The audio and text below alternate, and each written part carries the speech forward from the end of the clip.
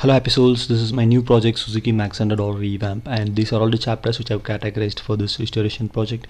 And now we are in chapter 10, parts build up. In that we are in part 3 with front and rear shocks. And this is the Max 100 one, and the black one is the Star City one. Here you can see the length, both are similar in height, but the shocks length differs, the bottom part of the shock length differs, and the mountings are different. By interchanging the mountings, the internal parts, we can fit either with the Max 100 or with the Star City one, it doesn't matter. And here I'm going to upgrade with the alloy wheels of the Star City and the 18-inch alloy.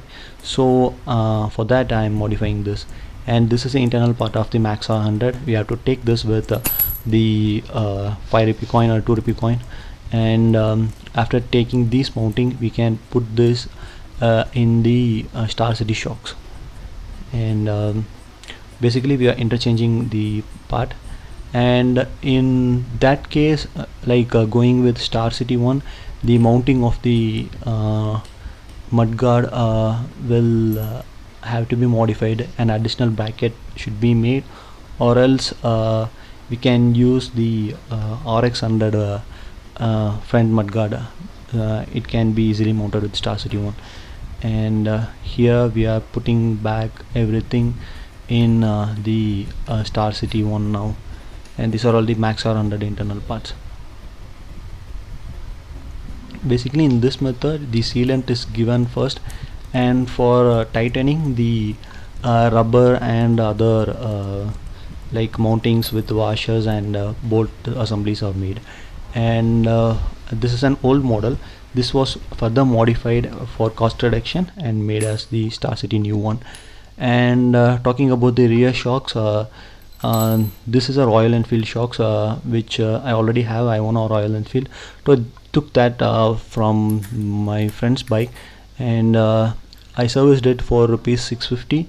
Like, internal leakages were there, so for mountings we have to modify these rubber rings and studs, because the Royal Enfield mountings are little larger, so it would shake and it won't fit properly. So these modifications need to be done with the rear shocks when you are upgrading. Not only for this one, for also other bikes it may differ, and just get the outer dia and the inner dia, and these can be mounted by taking the inner stud and the outer o-ring part.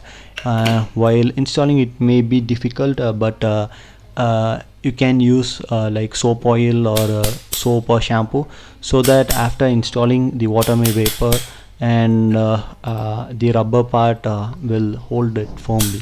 When you use oil or grease, it remains there and makes the property much difficult, and it won't be an advisable thing. And that's all for this rear shocks, and see you in another video like this, and stay tuned for other videos.